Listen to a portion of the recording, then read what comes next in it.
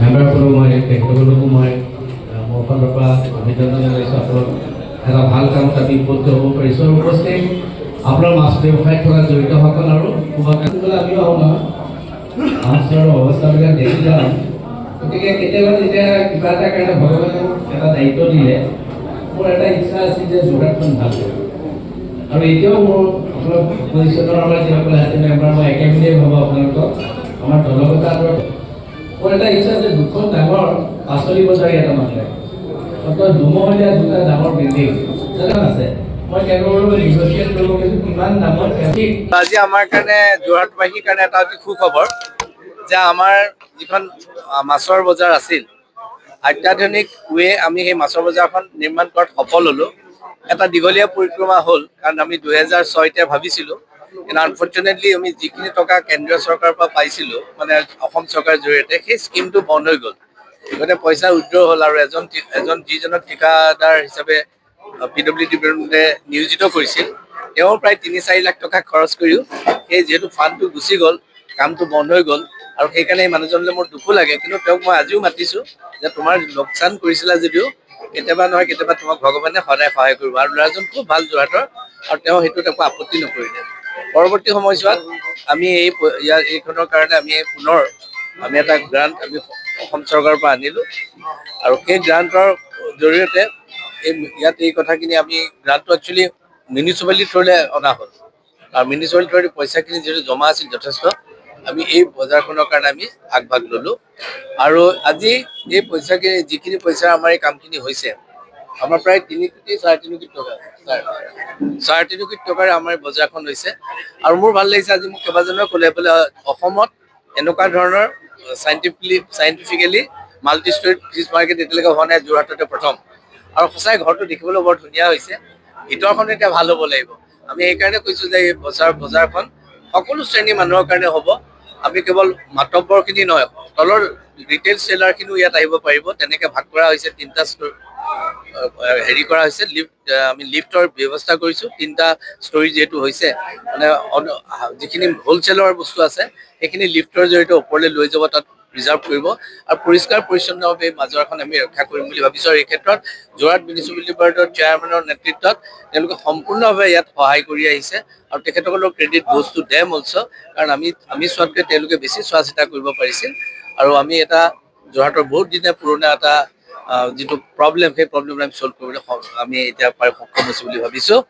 আৰু ইয়াৰ পিছতে আমি দুখন পাচলি বজাৰ আমি কৰাৰ কথা ভাবিছোঁ, দুমহলীয়া। আৰু এটাত আমাৰ মাটি নিজৰ আছে, এটাত প্ৰাইভেট গ্ৰুপৰ আছে। আমি তেওঁলোকৰ লগত নেগচিয়েট আৰম্ভ কৰিম বুলি ভাবিছোঁ, যাতে যোৰহাটৰ ৰাস্তা পদূলিবিলাকত বজাৰখন নাইকিয়া হৈ যায়, পাচলি বজাৰ। আৰু মই ভাবিছোঁ যদি সকলোৱে এগ্ৰী কৰে, পাচলি বজাৰ মানুহখিনি এগ্ৰী কৰে, আমি এটা জেগা দেখিছোঁ য'ত অতি কমেও 150 মানুহে পাচলি দিব পাৰে। আমি সেই জেগা এটা পাইছোঁ আৰু সেইটো পকা জেগা, গতিকে তাত একো লেতেৰা পেতেৰাও নাই। সেই জেগাডোখৰ আমি ভাবিছোঁ যদি ইয়াৰ পাচলি বজাৰৰ মানুহখিনিয়ে মানি লয়, আমি তাত এখন টেম্পৰেৰী এখন মাৰ্কেট কৰি এই দুখন ডাঙৰ মাৰ্কেট কৰাৰ কথা ভাবিছোঁ। আৰু ইট উইল টেক টাইম, আৰু 3-4 বছৰ পিছত যোৰহাটৰ ৰাস্তাত যাতে পাচলি বজাৰ নাথাকে, সেই ক্ষেত্ৰত আমি ব্যৱস্থা ল'ম। কাৰণ তেওঁলোকক তেখেতৰ উচ্ছেদ কৰিবলৈও দিগদাৰ, কাৰণ দুখীয়া মানুহ গাঁৱৰ পৰা আহে। গতিকে আমি তেওঁলোকৰ লগত এটা এগ্ৰিমেণ্ট কৰি লৈ পাৰিলে আমি এই কামখিনি এই বছৰ আৰম্ভ কৰা, এই অহা বছৰটোত আৰম্ভ কৰাৰ কথা ভাবিছোঁ। আৰু এই ক্ষেত্ৰত মিউনিচিপালিটিয়ে ইনিচিয়েটিভ ল'ব, আৰু তেখেতৰ আৰু চেয়াৰমেনগৰাকী এই ক্ষেত্ৰত সাংঘাতিকভাৱে এই কথাবিলাক বুজে আৰু তেওঁলোকে একশ্যন লয়।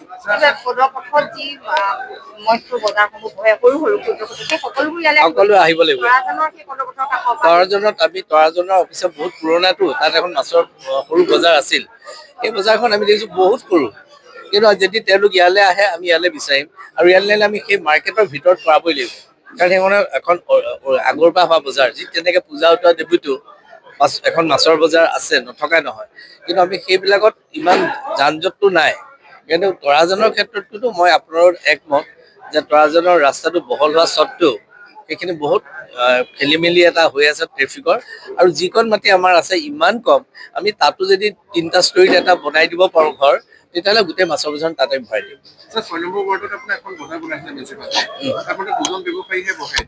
নাই, এইখন টোকলাই ওপৰত কৰিছিলে, দেখিছে আপোনালোকে। টোকলাই আমি 5 কোটি টকা দি পেলাই এতিয়া কাম মানে তাৰ পৰিষ্কাৰকৰণৰ কাম চলি আছে। আমি ভৱিষ্যতলৈ গাৰ্ডৱাল দিয়াৰ কথা ভাবিছোঁ যে টোকলাইখন চিৰস্থায়ী হৈ ভালকৈ ফ্ল' কৰি থাকে। সেইকাৰণে আমি টোকলাইখন এতিয়া চাফা হৈ আহি আছে, সেই জেগাডোখৰত আহিলে সেইবিলাক নিশ্চয় ভাঙি পেলাব লাগিব, প্লেটফৰ্মবিলাক আমি ভাঙি দিব লাগিব। আৰু তাত 2-3জন মাছৰ ব্যৱসায়ীৰ কাৰণে আমি সেইখন ৰক্ষা নকৰোঁ। আমি মাছৰ ব্যৱসায়ী ইয়ালৈ আনিবলৈ ক'ম। আৰু মই কৈছোঁ যে এইখিনিত আমি যথেষ্টখিনি জেগা আছে, সৰু সৰু ব্যৱসায়ীবিলাক ইয়াত বহাত একো অসুবিধা হ'ব নালাগে। আৰু মাছ বজাৰ সন্থাৰ যিখন সন্থা আছে, তেওঁলোকৰ প্ৰেচিডেণ্ট খুব মই ভাবিছোঁ তেওঁ বুজা মানুহ, আৰু তেওঁ নিশ্চয় এইখিনি ক্ষেত্ৰত আমাক সহায় কৰিব।